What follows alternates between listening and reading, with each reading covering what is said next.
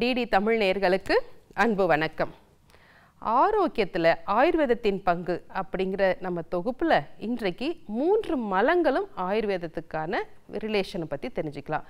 மலங்கள் என்றால் கழிவுகள். எப்போவுமே நம்ம தோஷங்கள் பற்றி சொல்கிறோம், உணவு முறை பற்றி சொல்கிறோம். ஆனால் கழிவுகள் எவ்வளோ முக்கியம் அப்படிங்கிறத பற்றி இந்த தொகுப்பில் தெரிஞ்சுக்கலாம். ஆயுர்வேதத்தில் என்றைக்குமே கழிவுகள் சீராக வெளியேறணும். நம்ம உண்ணும் உணவு செரித்து ஆகாரம் ரசம் அப்படிங்கிற சத்துக்களாக மாறி கழிவுகள் வெளியேறணும். அந்த 3 கழிவுகள் அப்படின்னா மலம், சிறுநீர், வியர்வை. இந்த 3ஐயும் மும்மலங்கள் அப்படின்னு ஆயுர்வேதம் கூறுகிறது. எதற்காக இவ்வளோ முக்கியத்துவம் அப்படிங்கிறத பார்க்கலாம். முதல்ல மலம். மலம் என்பது நம்ம உண்ணும் உணவில் இருக்க கழிவுகள் வெளியேறுகிறது. ஒருவன் ஆரோக்கியமாக இருக்கணும் அப்படின்னா அவனுடைய கழிவுகள் அவங்களுடைய உணவின் தன்மைக்கு ஏற்ற மாதிரி தினமும் ஒரு முறையோ அல்லது இருமுறையோ அதிக துர்நாற்றம் இல்லாமல் வெளியேறணும். அப்படி வெளியேறிய மலமானது தண்ணீரில் மிதக்குமே ஆனால் அது நன்றாக செரித்து வெளியேற்றப்பட்ட கழிவு. அல்லது அந்த மலத்தில் துர்நாற்றமோ அல்லது தண்ணீரில் மூழ்கியது போல இருந்தால் அவங்களோட வயிற்றில் பிரச்சனை இருக்கு அப்படின்னு அர்த்தம். ஏன்னா இதுதான் ஒரு மனிதன் ஆரோக்கியத்திற்கு அடிப்படை. என்னென்ன பிரச்சனைகள் ஏற்படலாம்? நீண்ட நாள் உணவு சரியில்லாமல் சாப்பிட்றது, அதிக தூக்கம் இல்லாமல் இருக்கிறது, அடிக்கடி நம்ம சொன்னதுதான் வறட்சியான உணவுகளை எடுத்துக்கொள்வது, இயல்பாக வெதுவெதுப்பான உணவுகளை எடுத்துக்கொள்ளாமல் புதிய உணவுகளை சாப்பிடும் பொழுது செரிக்க முடியாது. அப்போ அந்த மலத்திலிருந்தே நம்ம அவங்களுடைய ஆரோக்கியத்தை கண்டுபிடிக்கலாம்.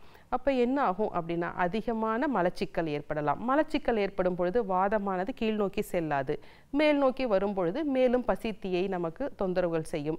நீண்ட நாள் இப்படி மலச்சிக்கல் இருக்கும் பொழுது இருதய நோய், கருப்பை சார்ந்த நோய்கள் வருவதற்கும் வாய்ப்பாக இருக்கு.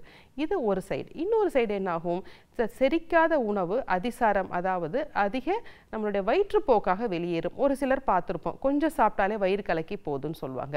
அப்போ ஆகார ரசம் அங்கே செரிப்பது இல்லை.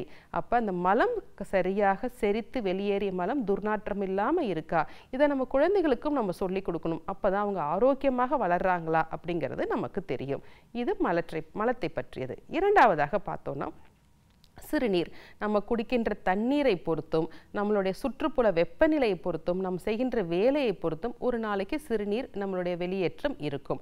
இந்த சிறுநீர் என்பது நம்மளுடைய 13 வகையான வேகங்கள்னு ஆயுர்வேதத்தில் சொல்லுவோம். இயற்கை வேகம். இதை தடை செய்யக்கூடாது அப்படின்னு சொல்லுவோம். என்ன ஆகும்னா நம்ம பல நேரங்களில் வெளியூர் பிரயாணம் செய்கிறோம் அல்லது வேலை காரணமாக தண்ணீர் குறைவாக குடிக்கிறோம். அப்போ என்னாகும்? போதுமான சிறுநீர் வெளியேறுவதில்லை. அப்போ சிறுநீரை அடக்கி வைத்திருக்கும் தன்மை பள்ளி குழந்தைகள்கிட்டையும் கல்லூரி குழந்தைங்கிட்டையும் அதிகமாக இருக்கு. அப்போ என்னாகும்? அடிவயிற்றில் ஒரு கனத்தன்மை இருக்கும், வாயு மேல் நோக்கி போன்ற தன்மை இருக்கும், சிறுநீர் பாதை தொற்றுகள் இருக்கும், சிறுநீரக கற்கள் இருக்கும். இந்த மாதிரி பிரச்சனைகள் அதிகமாக இருக்கும். மேலும் உணவில் உப்பு சாப்பிடும் அளவு நம்ம இந்தியாவுடைய உணவு பழக்கத்திலேயே அதிகமாக இருக்கு. உப்பு அதிகமாக சாப்பிட சாப்பிட சிறுநீர்ல மாற்றம் ஏற்பட்டு சிறுநீரகத்திலேயே நமக்கு பிரச்சனைகள் அதிகமாக ஏற்படுகிறது. அப்போ அந்த சிறுநீர் அதிக துர்நாற்றம் இல்லாமல் அதிக கலர் சேஞ்சஸ் இல்லாம சரியான அளவுல செல்லணும். அல்லது போகாம இருந்தால் அதற்கான வைத்தியங்களை பண்ணணும். எப்படின்னா வாதத்தை குறைப்பதற்காக நம்ம இளம் சூடான உணவுல கொஞ்சம் நெய் சேர்த்தி சாப்பிட்றது, அவகாக ஸ்வேதம் சொல்லுவோம். அதாவது ஒரு டப்ல இளம் சூடான தண்ணீர் வைத்து அதில் உட்கார்ந்திருப்பது. இதை போல சிகிச்சைகள் நம்ம செய்யும் பொழுது சிறுநீரக கற்களோ அல்லது அடிவயிற்றில் சிறுநீர் அடைப்படுவதனால் வருகின்ற வலியோ நன்றாக குறையும். கடைசியாக பார்த்தோம்னா வியர்வை. வியர்வை என்பது ஒரு மனிதனுக்கு மிக முக்கியமான விஷயம்.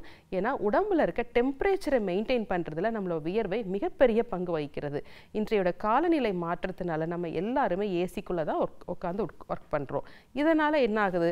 நம்மளுடைய வியர்வை சீராக வெளியேறுவதில்லை. தோல் வறட்சியாக இருக்குது, தோலில் வெடிப்புகள் ஏற்படுது, ஏகப்பட்ட தோல் நோய்கள் ஏற்படுகிறது. இது மட்டும் இல்லாமல் வியர்வை வெளியேறாதனால உடல் சூடு அதிகரிக்கிறது. ஆயுர்வேதத்தில் ட்ரீட்மெண்ட்டே பார்த்திங்கன்னா ஸ்வேத சிகிச்சா அப்படின்னு சொல்லுவோம். அதாவது ஒருவருக்கு உடலை உறுதி செய்யணும், கழிவுகளை வெளியேற்றணும்னா எண்ணெய் தேய்த்து மசாஜ் செய்ததுக்கப்புறம் அவங்களுக்கு ஆவி குளியல் கொடுக்கணும். இதில் 13 வகை சொல்லியிருக்காங்க. அந்த அளவு வியர்வை நமக்கு முக்கியமானது. நிறைய தண்ணீர் குடித்து உடற்பயிற்சி செய்யும் பொழுதுதான் வியர்வை சீராக வெளியேறும். வியர்வை சீராக வெளியேறினால்தான் உடல் சூடு பாதுகாக்கப்படும், தோல் நோய்களோ மற்ற நோய்களோ வராமல் தடுக்க முடியும். சரி நேயர்களே, இன்றைக்கு ஆயுர்வேதத்தின் ஆரோக்கியத்திற்கு காரணமான 3 மலங்களை பற்றி சில குறிப்புகளை தெரிந்து கொண்டோம். வேறொரு நிகழ்ச்சியில் சந்திக்கலாம். நன்றி.